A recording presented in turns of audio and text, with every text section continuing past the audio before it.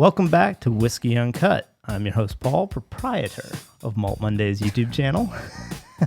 You like that, James? That's good. That's good. It's official. You have a fancy title, so now That's I true. get a fancy title.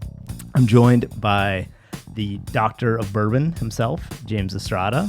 And tonight we have a special guest, Arielle Jan of Woodinville Whiskey Company. Arielle, good to have you with us. Thank you for having me. I'm honored to be here and talk all things whiskey with you. Awesome.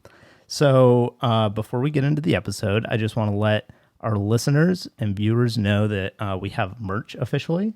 We have these awesome Whiskey Uncut t-shirts that are the best sounding t-shirts you've ever heard if you're listening to the podcast. And they look awesome if you're watching on YouTube. So if you're interested in getting our t-shirts, we also have Bourbon Sipper shirts, and they're available through patreon.com/maltmondays. And we now have a monthly tasting box. So if you want to get 4 samples of whiskey sent to you, whiskeys that we're doing on the podcast each month, head over to Patreon. It's $35, and you're going to get a much better selection than something like Flaviar or any of those other subscription services. And it's going to be stuff that we're doing on the episode, and we're going to be generous with it. So if you sign up this month, you'll get to taste some of the Woodinville selection that we're doing. And we look forward to hearing what you guys think about it. With that said, let's get into the show. Good to have you with us. And you want to tell us a little bit about Woodinville? Absolutely. Well, I have to say the shirts do look pretty awesome. And 4 samples of whiskey a month sounds incredible. Well, Woodinville Whiskey was founded in 2010 by 2 best friends. So it's really, I would say, the American dream. Brett Carlisle and Orland Sorensen love drinking whiskey. So when the laws changed in 2008, where you could legally distill in the first time since Washington, they were like, oh my gosh, we love drinking whiskey. Maybe we need to make some whiskey. So they started looking into it and decided, absolutely, this is what we got to do. Orland had been an airline pilot. Brett was in construction material sales, so clearly not the whiskey business. But after, maybe sneaking some in high school, but definitely drinking together in college when they went to Central Washington University, decided that they had graduated, from the bottom shelf, slowly moved their way up, and now it was time to make their own whiskey. So they cashed in their 401ks, sold their homes, started applying for small business loans. But of course, 2008 was not a great year for that. 14 banks later, a bank in Woodinville, Washington, decided that they'd seen boutique wineries do really well in the economic downturn. So they were like, we're going to give you this money. And Brett and Orland could not believe it. They were like, 14 tries, it's definitely going to be a no-go, and almost walked out before they got the money. And so we started our first distillery about a mile down the road from where we are now. And it was in a warehouse next door to a winery. There are literally over 100 wineries in the town of Woodinville, about 20 miles from downtown Seattle. And started getting all their equipment. They were calling all these different production sites, trying to get fermenters. Vendome had a 2-year waiting list at that time. So unfortunately, we didn't go with Vendome. I would say, unfortunately, at that moment, because of course they're the best American still maker, but we ended up with a pretty awesome one from the Coda Company in Stuttgart, Germany. Then we got our mill to mill our grain in-house and our mash tun. And they realized they really had no idea how to use all this equipment that had just been hooked up. That's what I was going to ask. There's a little bit of a learning curve, I'm sure. So it's not like there was, a history of making whiskey in Washington because it wasn't legal. I'm sure there was some grandpa up in the mountains doing some good stuff, but they wanted to make sure they were doing it the right way out of the gate. So they got in touch with Dave Pickerel and called him up. Orland was like, hey, we're 2 guys from Washington. We really want to make some whiskey. Can you come teach us how to do it? And he was like, slow down. I'm at the grocery store. I'll give you a call back. And of course, they didn't get a call back soon enough. And Orland was like, we got to make a splash. So he bought a VIP Whiskey Fest ticket, flew to Chicago, stood in line so that he could be one of the first people in the room, so that he could run to the booth and be like, Dave, I'm Orland. We're super serious. We want you to come to Woodinville. And so he's like, all right, guess I'm coming to Washington. So he came out, blind tasted Brett and Orland on different mash bills. So our bourbon was the first thing we ever made, which I think is in your cups now. Yes. It's 72% corn, 22% rye, 6% malted barley. They really like that high rye mash bill. He taught them how to mill the grain, mash the grain, ferment it, how long we should be fermenting it, yeast strains, the whole 9 yards. And then we also did White Dog whiskey tastings with Dave. So 2010, our first distillation, was the perfect time to have a small craft White Dog. And so we sold these Groupon experiences. You could come taste White Dog whiskey with Dave, make some cocktails, see how to mix it, because obviously most of us don't really want to drink White Dog just neat on its own. And we also sold a vodka at that time. So 100% grain to glass. We're making everything ourselves. Of course, we had to be a little patient, though, to get some aged whiskey. And one of my favorite things is that all of the grain that's going into our whiskey since the beginning has been coming from the Omlin family farm. So it's over in Quincy, Washington, on the other side of the Cascade Mountains. So Woodinville, close to Seattle, gray and rainy for 9 months out of the year, except right now it's over 100 degrees, which is insane considering I think 75% of buildings do not have air conditioning. So there's a lot of surviving going on, a lot of restaurant closures, and people just need to get some cool air and cold water. And so Eastern Washington, on the other side of the Cascade Mountains, is all high desert. They irrigate all that land off the Columbia River. It's close to all the apple orchards, all the vineyards for Washington wine, and there's a ton of other produce. And so the Omlins grow all of our grain for us, non-GMO, but we age our whiskey on their property because their temperature fluctuation is much greater than Western Washington. So typical winter months are similar to Kentucky, very cold, maybe in the low 30s, high 20s. And then the summer months are typically in the 80s, very similar to Kentucky. Biggest difference, though, is humidity. Kentucky is pretty swampy in the summer months, nice and humid. I'm sure y'all know what humidity is like. Oh yeah. It's swimming outside today. Yeah, it's almost July in Florida, so we're pretty familiar with the humidity.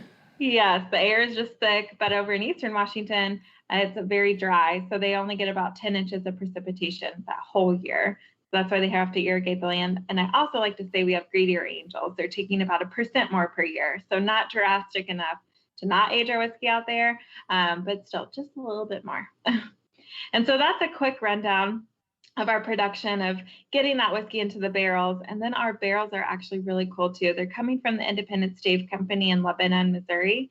Brett and Orlin actually got to help create the Craft Distiller series of barrels. So ISC sent us 24 different barrels, different stave thickness, seasoning levels, so sitting out in the elements for a certain amount of time, charring levels, and toasting levels. So what we ended up with was an 18-month seasoned wood.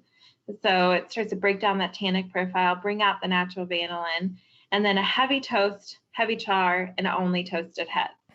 So pulling a lot of flavor in the 5 years that our whiskey ages. They're full-size 53-gallon barrels. Back in the day, we did have an 8-gallon barrel series. We sold that from about 2012 to 2016, and that's really when we kind of cut it out. And so now all this juice is full-size barrels, 5 years old, which I think is great for craft whiskey. And we're officially the largest producing in the state of Washington. The last 5 years, we've been filling about 7 barrels a day, and we are now filling 25 barrels a day because we just had an expansion at the end of October. So we moved about a mile down the road from that original distillery where we filled about a barrel a day. And now we have 3 stills from the Coda Company. It's a pot and column still. Super efficient distillation. We get about 3 to 4 barrels per run. We're doing 2 batches on each of those 3 stills now. So pretty giant in Washington, but drops in the bucket compared to a lot of Kentucky, Tennessee, and Indiana distilleries. Yeah. Well, just a couple of things here that sort of popped to mind. First of all, I stopped by and I stopped at the distillery probably 3-4 years ago, something like that, when I was doing a wine tour. I think I tried wine from all 100 of the wineries, by the way, that are in Woodinville. It was a mess. Like, you're there for the full day, like from lunch until evening, just drinking wine. And I stopped by and I met you guys, and right away I just liked your products. And I think one of the things I really like about craft distilleries is the cooperation. You guys being able to get Dave Pickerel in there to talk about how to make products and be able to kind of gain his knowledge from, both Maker's Mark as well as his Whistle Pig days, I think is super, super cool. And I love the fact that all of your grain comes from one place and I know where it comes from. And that's something that you don't get with bigger producers, right? You don't know necessarily where all the product's from, but you guys being able to put, and I noticed it's on your website, like, hey, we get our grain from this farm, I think is super, super cool. Yeah, especially because, like you were just saying, so, I'm used to the Scotch industry where there's very little transparency, And actually, the brands aren't even allowed in some cases to be as transparent as they want with their product. Like if it's a 12-year-old whiskey, they can't say 75% 12-year whiskey, 30% 18-year-old whiskey, whatever. Like they're not allowed to legally put that in there. And they're allowed to put artificial coloring and all this other stuff. And then you come to the American whiskey side, and you're allowed to just bottle stuff and call yourself a distillery without distilling it and buying it from another producer. And so that's a little bit dishonest. But you guys are like being transparent about everything. You've got your mash bill, where you're getting your barrels from, which, again, another layer of like, what quality is that wood? What quality is the grain? Like you're giving it all out and highlighting those producers like beyond yourselves of the farms and all that. And I really love that. And I appreciate too, by the way, that you only do whiskey. And so just going straight to aged spirits, I think is pretty bold. You mentioned there for a while you guys did your White Dog. Did you ever release younger products, or was it like White Dog and then you sort of skipped over to the 5-year products now? So those 8-gallon barrels that we had, we only aged for about 24 months. So they were a lot younger, but of course the liquid to surface area ratio is much greater. So it had deep color, a lot of flavor. Granted, it was a lot of tannic flavor because there was so much pulling from that wood. So that is really our answer, and how I would say our stepping stone to get from the White Dog and vodka days to full-size barrels. We do still sell White Dog and vodka as like a speakeasy item in our tasting room. It's not on the shelves. You would never know it was there unless you ask for it. Nice. Yeah, because I didn't even see vodka on your webpage. It's just the whiskeys, which I thought was really cool, because usually you see people do a mix of stuff, but it makes sense that you would have some available, for cocktails or whatever at the speakeasy. Well, and I mean, that's gutsy too, because, producing primarily whiskey, like I would say every small distillery I've been to, a lot of them can make a competent vodka and gin, but not a lot of them can make a good whiskey. No. Whiskey's harder. There's more out of your control with it. Once it goes in that barrel and that time period in the barrel, you don't really have control of that anymore. I mean, you do, but you don't really know what it's going to be until that first batch 3 or 4 years later. And now if you want to make adjustments, you got to wait another 3 or 4 years to find out what your next cask selection does. And so to be able to have, you've only been around, a little over around 10 years is what you said? Yes, we started our first distillation in 2010, so we're officially in year 11. Right. So this is only like batch 2.5 of, right. And it's already this good. Like I'm already, drank a third of my bottle in the last week since I bought it. So I'm digging it. And now I'm going to ask for a little scoop here, Arielle, but do you guys have older stuff that you're planning on releasing over the years, or are they pretty much said, hey, we really like our stuff at 5? So our flagship bottlings will stay right at that 5-year mark for the foreseeable future. With all this extra whiskey coming off the line at the end of last fall, we do hope to move into older age stuff. So I don't know if it'll be a regular release. Maybe we'll take our 5-year-old stuff, keep it at 6 years old instead. That's why we don't have an age statement. So we can kind of be flexible once we get to that point. But definitely at some point someday we will have an older age statement. The oldest we've released yet was our first full-size barrel. It was 8 years old when we released it, and it was amazing. I'm super excited to taste something that old yet again. I'm sure there's some stuff hiding in the warehouses too. So if anything, it'd probably be a very limited release at first, but our goal is to get older stuff out there. Yeah, you need to make a trip out there and just start digging around a little bit and find an old barrel somewhere. Now that it's like 1,000 degrees there and nobody's hanging around in the rick houses, you'd have free reign. Oh, the rick houses. I have to go do an Instagram live. I'll just exactly. Yeah. Well, if you guys ever open up a single barrel program beyond, well, actually, no, you have one, right? Yeah, I mean, you got a Burns. I've seen several. Yeah, we're going to be tasting one today. So maybe we should do a pick of Woodinville. Yeah, I'm in. I think that sounds great. Do we have enough support from our Patreons? No. I don't think we're there yet, but we'll work on that. Yeah. Yes, well, we'll keep in contact for sure. It's been extremely successful. 2019, we did about 33 single barrels. Last year, during the pandemic, this time, we sold 172 barrels. So our growth was massive. So we're trying to keep around that number for the next few years. We'll grow a little bit, and we're in 24 states right now, markets, I guess you could say. And we are going to have to slowly roll out to the others just so we make sure that we have whiskey in all those markets that we've gone to. Yeah, I mean, we started to see a little bit. I mean, one of the reasons I reached out to you, obviously, I went there and I really liked your products, but also, yeah, we were starting to see a little bit of buzz on some of the Facebook groups and stuff that we're part of. Started to see some picks pop up, and then I saw this one from Burns, and I was like, all right, like if Burns is picking it, then it's becoming kind of a big thing because they're probably one of the bigger barrel options in Florida, and certainly they're very, very well known. So you guys are definitely getting a little exposure down here in Florida. I love it. That's fantastic to hear. And Burns is such a classic, an amazing place to go to. I've had too much fun the couple times that I've been there, especially starting in the bar, having dinner, and then headed up to the dessert room. You can't go wrong. Yes. Yeah, I've been resisting the pressure from the wife to go to Burns Steakhouse because I can't spend $150 on a steak. But at some point or another, you can, James. I have to do it, and I will definitely get one of their pours. It's I will possible. do it. The dessert room's worth it. Yeah, that's what I've heard. So I think what we're going to do here, Arielle, is we'll go ahead and we'll start walking through some of these bourbons. So we'll go ahead and start with your straight bourbon, and then we'll go to the port finished, and then we'll end by talking a little bit about the Burns pick. Awesome.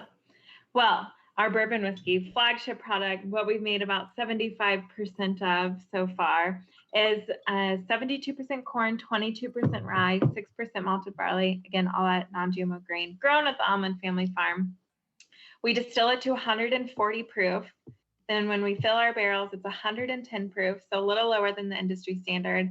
And then it's bottled at 90 proof. So we think filling the barrels at a slightly lower proof will give a more robust, flavorful final product. It's not as much water mixed with alcohol, pure alcohol. It'll be a little diluted already. So that way it's more of that, full barrel taste in there.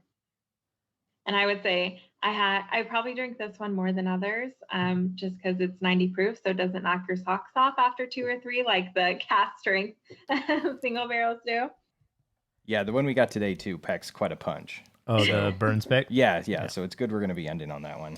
Yeah, I mean, as a Scotch drinker, I find 90 proof to 100 proof pretty much like the perfect range for most whiskeys. I think most whiskeys, for most people, that's kind of the perfect spot, because once you get down below 90 proof and you start getting towards 80 proof, pretty much every whiskey starts to feel thin and watery and just kind of loses a lot of flavor.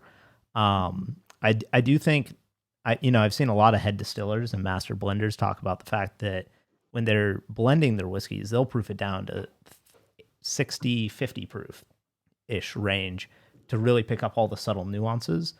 But that's like specifically for blending. That's not like to enjoy the spirit itself. And so I think 90 proof is perfect, especially at the price point this is at. I was blown away with like how good this was for $35. Yeah, I mean, and that's the other thing. You're looking at a craft product. It's 5-year age, which is totally a solid age for a bourbon, particularly from a craft distillery. And you're looking at $35 a bottle. So, and I will have to say, so I was reading the tasting notes on the website, and it was lots of things like creme brulee and chocolate, and it was given a lot of these sweeter notes. But one of the things that really jumps out about your whiskeys, and I noticed this when I went to the distillery and did the tasting, is they're pretty like smoky and leathery for a younger bourbon. Like I don't get any of those like green grain notes. There's a lot of heavier flavors in your product. Yeah. I get the chocolate. I get a little bit of chocolate, but and I'm really sensitive. You know this. I'm sensitive to smoke, and I definitely get kind of a smokiness and an earthy, leathery quality to the whiskey, and I like it. It's a really nice profile on a younger whiskey. Well, I'm glad you all like it, and it's fun to taste them too.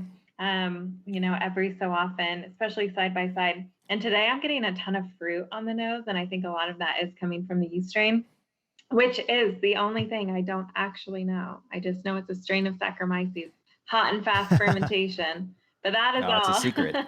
Yeah, I like it. So I've got to ask, how did the brothers get Pickerel? How did they get him to come help them with their distillery. Because I can't imagine if I just went and I was like, I'm going to start a distillery, and I just wrote letters to like Jim Rutledge and all these famous Well, she said they bought that ticket and went out there and like pretty much like cornered him. Said, hey, like we're serious. Yes, I like, think it was come a lot on. of the gesture that Orland had to be like, look, we really want you here. And this was 2010, I would say the very beginning of the craft revolution. At that point, yes, there were craft distilleries, but there weren't as many as there are today. Washington had just opened up. Oregon had just opened up with that. I don't even think craft distilleries really started popping up in Kentucky till 2012. And so he wanted to still be in the whiskey world, but give his knowledge to people. And that's what he was looking for. And I think whoever, and I don't know who this person is, gave Dave Pickerell's phone number to Orland. I think it was just right time, right place. He was looking for something new. And I think in this day and age, it would probably be different. Of course, it's very sad that Dave is no longer with us.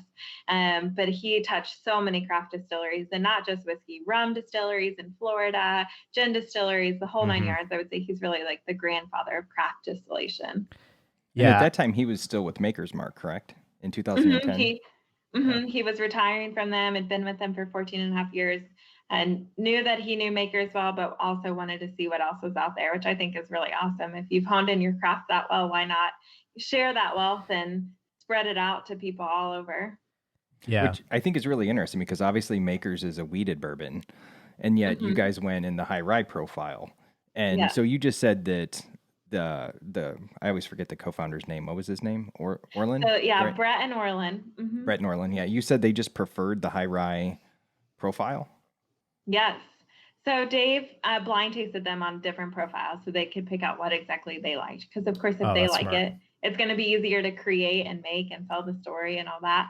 And a good point is makers will always be makers. You can't out makers, right? Even if they come up with an amazing whiskey, Makers has just stood, the test of time, created what it is, has such a niche in the market, and they're, red to wax dip bottles. Like, it's always going to be a mainstay. And so there's no point in trying to compete with that, especially as a craft distillery. Not saying that you couldn't have a wheated craft distillery, right? But if their goal was to be the best wheat whiskey on the market, that would be different than just being, a craft distillery using everything that Washington has to offer. Right.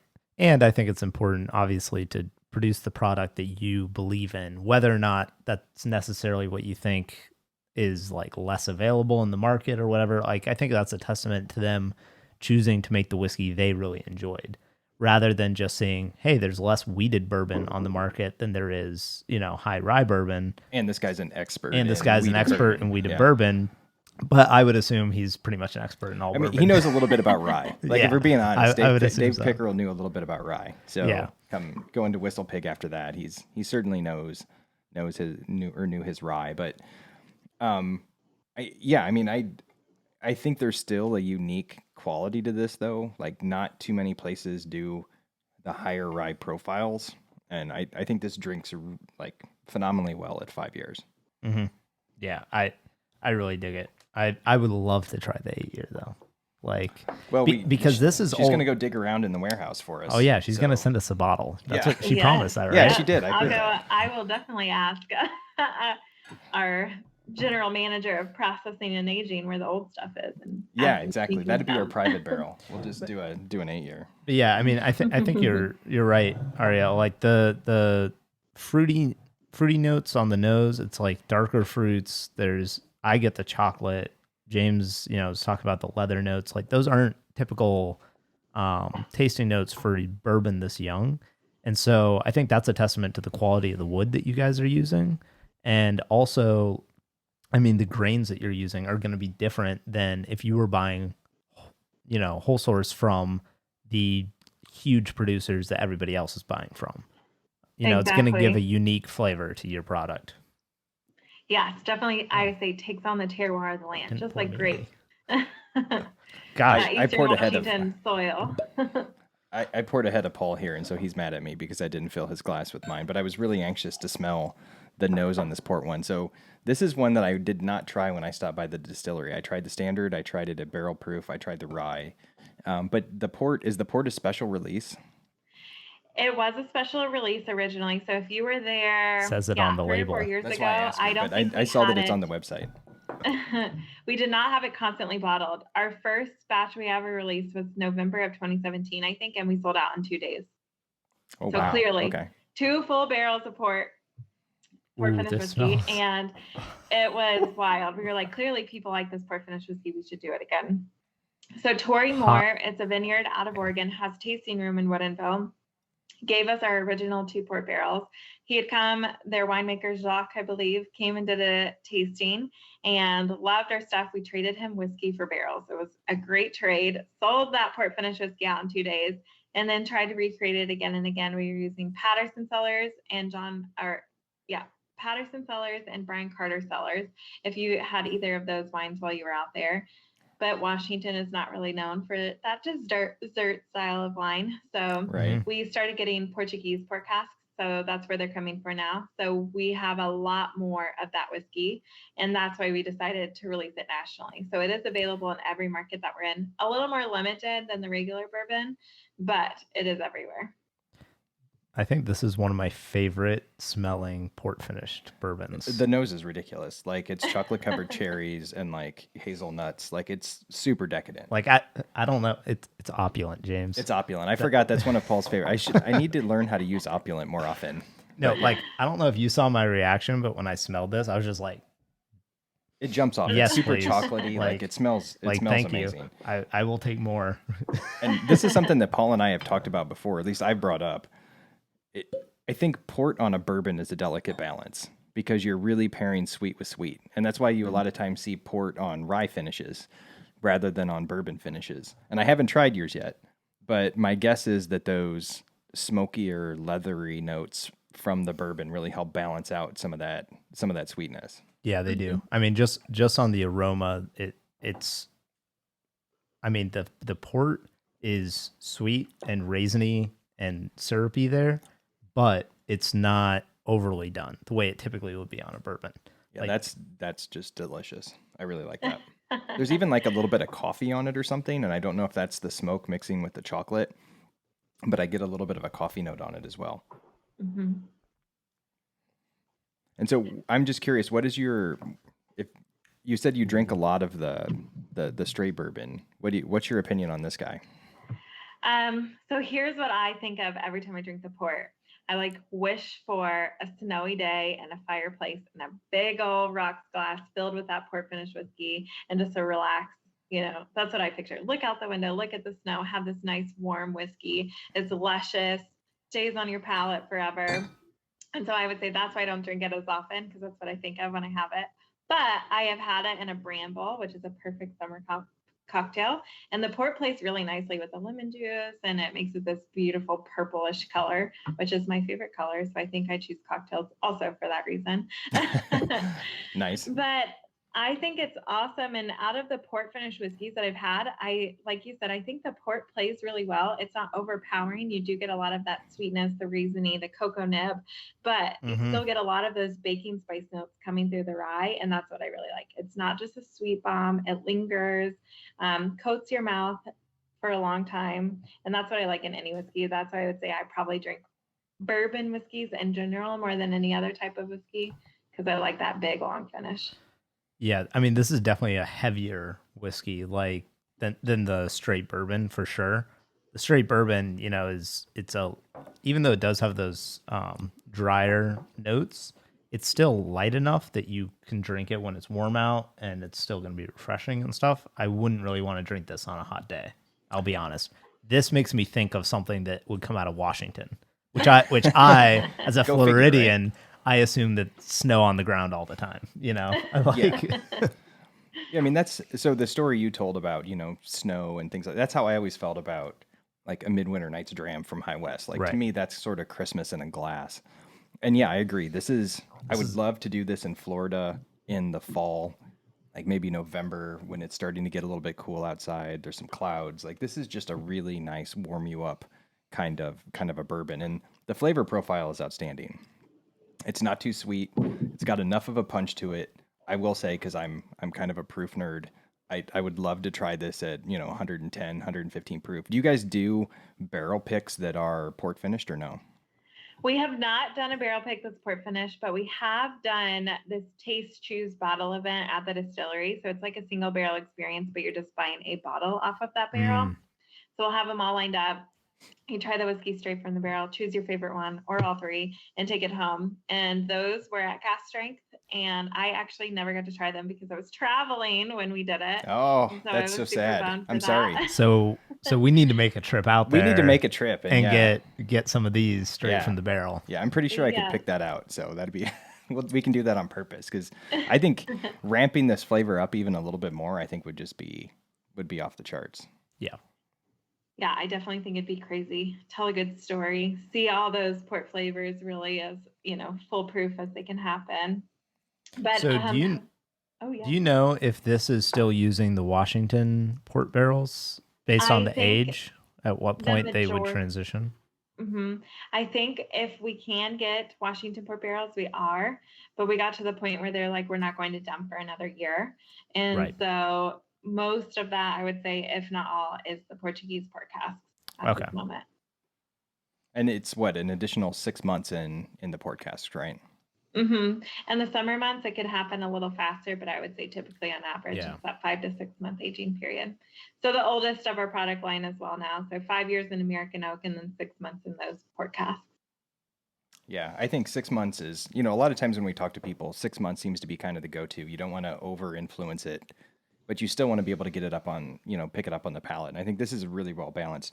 You can also see, if people are watching, the color is dramatic. It's dramatically different than your standard product as well. There's definitely a little bit of a red, sort of dark amber note to it compared to kind of your standard caramely color for the standard bourbon.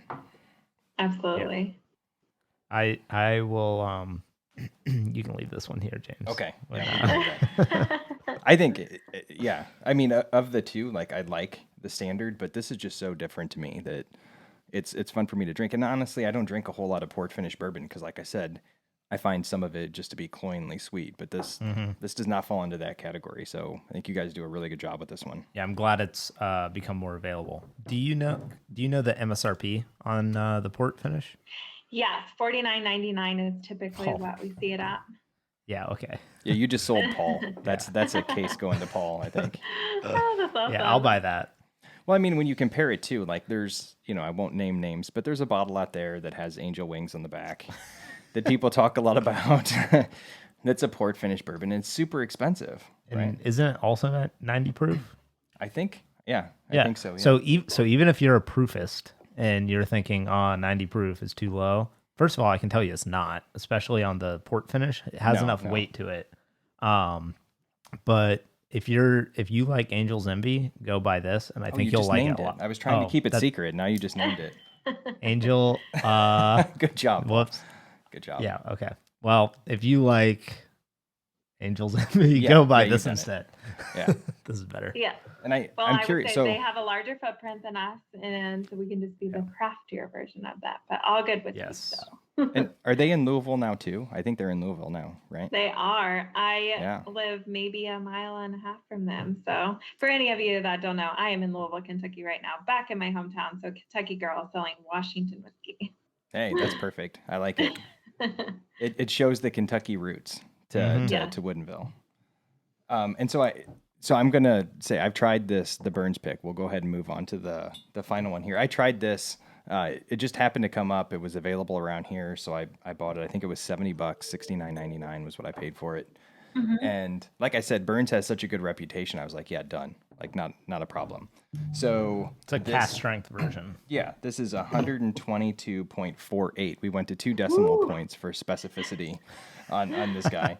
And it's bottle number 157. So do you have any idea what your barrel yield is when you do a full strength pick like this? I would say it's typically around 180 bottles. So okay, perfect. I like bottles that are towards the end. And so I've seen these big crazes before when people do barrel releases and they go in and they try to get bottle number 1 because they want the first bottle. I would prefer the last one because you get some of that char in it, and I think you get more flavor in it. And so I was happy that this was towards the end of the barrel run. But yeah, 122.48. These are all still probably 5 years, right? I'm assuming. Yes, it is 5 years and non-chill filtered. So the straight bourbon and the port finished bourbon are chill filtered. Our normal 90 proof bottlings are, but the Cask Strength single barrel program is non-chill filtered. So the purest form of Woodinville that you're going to get. So of course we fill our barrels at 110 proof. Those greedy angels take out most of the water and then bring it up to that 122 proof, which is the highest I've heard of in a while. Most of our stuff lately has been coming around like 115 to 118. So it's a nice little boozy one you got there. Yeah, Burns doesn't play around. Like I figured that they would go after something that's pretty hot. This smells so good. And you know what? Try it next to the first pour. I did. The first one now, by comparison, smells very mapley and kind of sweet. This one is just like, it's straight up in your face. Like it smells hot. I actually get more of the creme brulee notes on the Cask Strength, more of the vanilla. And it's a little bit more dark fruity, like plummy or something than what you get on the standard. All right. Yeah. I'm super curious to see what Paul thinks of this because he doesn't drink this high of a proof very often, but it has a flavor profile that I think he might dig. It's really good. I'm super jealous. I'm not there trying it with you. Do you have a bottle of Cask Strength with you, even if it's a different barrel? Yes, I do have a Cask Strength. I can grab it real quick. Be right back. And we'll happily send you a sample of this because I would like you to try it and see what you think. I did try. I think this is Burns. Is this barrel number? Is it like 4,400 something? Off the top of my head, I'm trying to. It is, yes. Wow. It's all fours. 4,444. Perfect. Okay, maybe that is pretty memorable. I tried their first barrel. I believe this is their second barrel. So their first barrel was home run, delicious. So I can only imagine that one is great. I got to try it at their shop across the street, the Epicurean, or it's in the Epicurean Hotel. So if I don't make it down to Tampa soon, then I'll have you send me a sample. But let me grab that Cask Strength. All right. Yeah. So Paul, what do you think of this one? So I think if I was buying a bottle, I think I might still buy the port. I absolutely would buy the port finish over the Cask Strength. And I wasn't expecting to say that.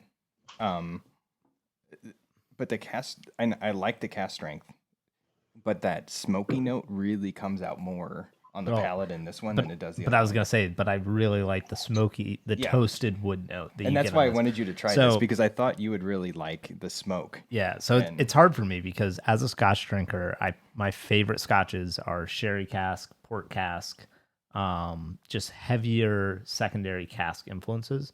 And so the port cask bourbon to me with the high rye, again, I think if it was like a wheated bourbon or a low rye mash bill, I think it would get too sweet. But compared to something like Midwinter Nights that's all rye or high rye, is a rye whiskey, I think it's less of that spice and sweet fighting each other in terms of the flavor profile. And so to me, that's just like the perfect balance of a port finished bourbon. So I'm a little biased there, but the Cask Strength is excellent. Yeah, I think if I was buying one of these, I would definitely still buy the port. And there's always this urge, I think, to say, "Oh, I'm going to buy the single barrel because it's different and unique." And this is good. I like it at Cask Strength. There's no question. But I don't know. I would go back to this port finish over and over and over again. And I think I have to be in the right mood to drink this one. And to me, sometimes the smoke gets a little bit overwhelming. And I was surprised because you guys get so much oak flavor out of a 5 year. Like this, if you gave me this blind, there's no way I would tell you this was 5 years. I would probably guess more in the 8 or 9 range. Other than the fact that you can still smell some of the corn, like the corn aroma is still there a little bit. The leather and oak and smoky toasty notes, these taste much older. So again, I think that's... The color's dark, too. I mean, even without the port finish, the color's really, really solid on these. So you guys are doing something right with your cask selection for sure. And the weather up there. The weather up there has to be pretty good with the fluctuations to be giving you some age on it. Yes, for sure. And all of our rick houses are only 1 story high. So they're barrels nice. nice. tall. They're that makes a big difference. 7 stories high. And so it really, I would say, creates more of a uniform temperature profile. It's typically only 1 or 2 degrees anywhere in the warehouse different. But that seasoning of the wood and breaking down that tannic profile so it doesn't taste as green and all that really helps, I think, mature the whiskey in a better way in such a short amount of time. And so the one I chose was 120.4 proof, so not as high as yours. It's not a single barrel either. I think this is a batch of about 3 barrels that they put together to bottle. Okay. It's tasting room only as our cask strength version, and that's why we typically don't make it a single barrel. We just do a blend of a couple barrels. And while we're talking about what's available at the distillery too, you guys have a rye that's it's 100% rye. 100%, super unique. And is that's 90 proof as well, correct?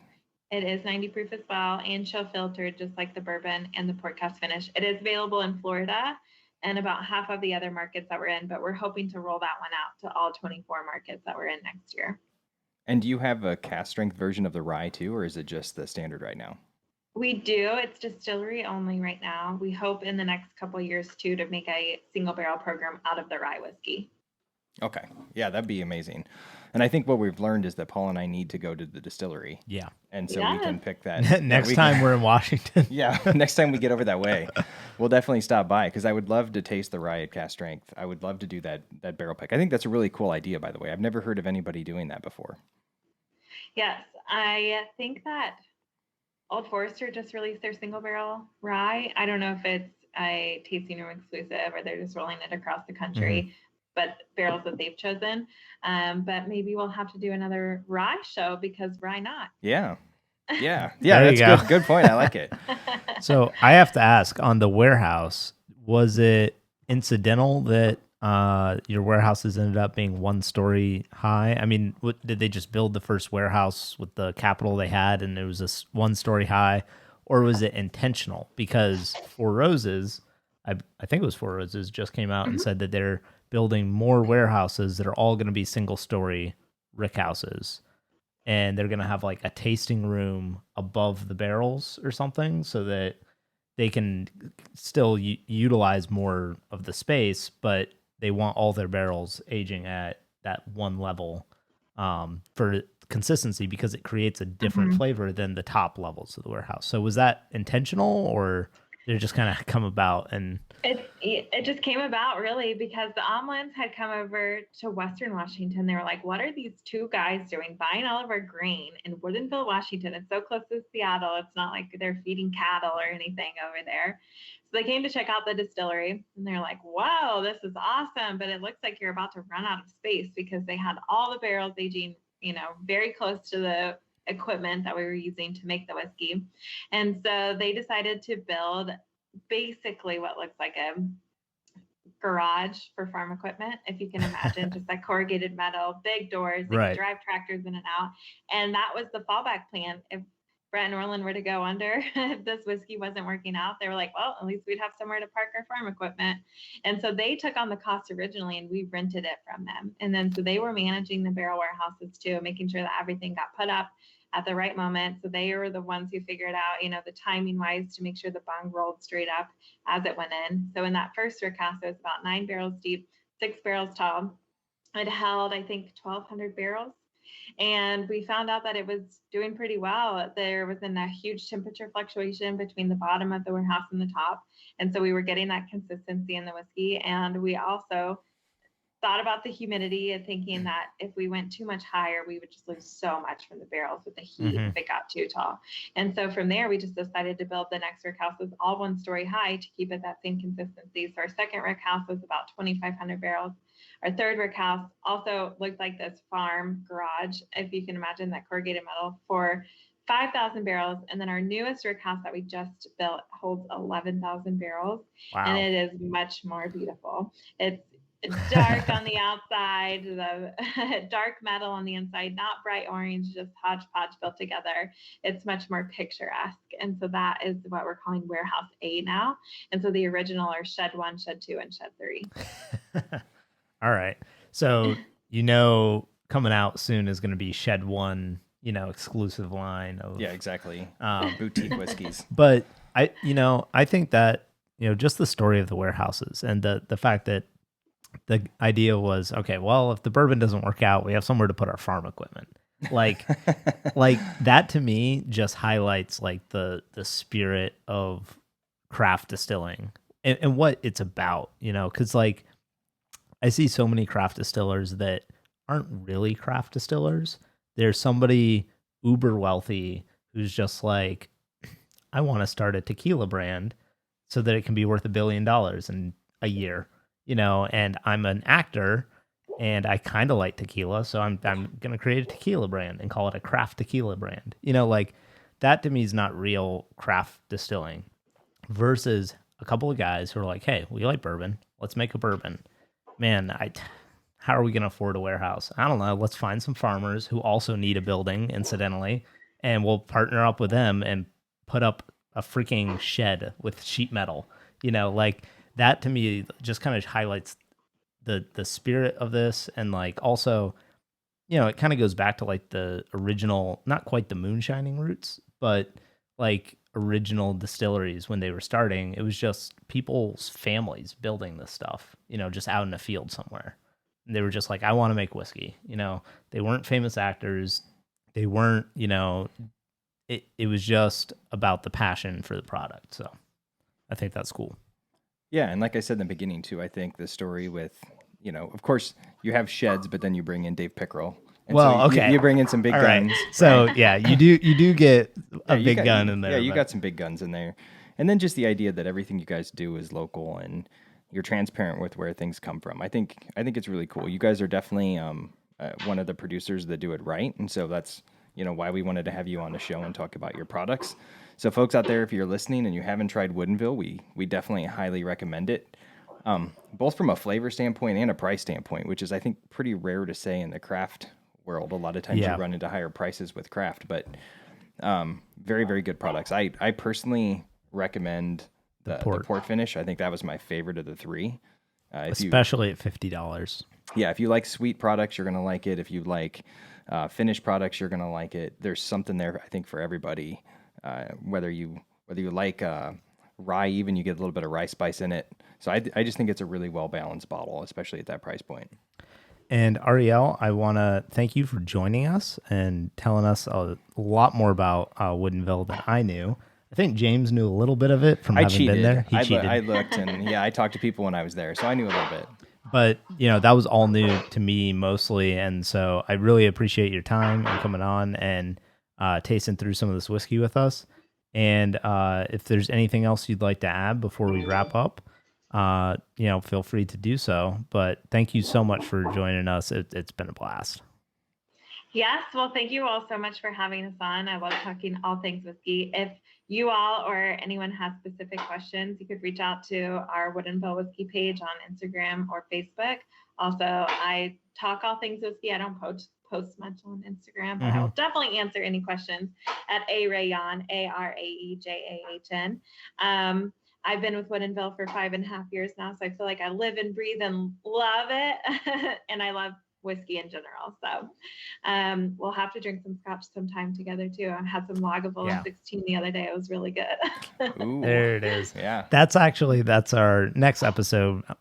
James escaped the Isle of Whiskey tasting episode this week. Yeah. Thank you guys for letting me skip that. By having you on as a special guest.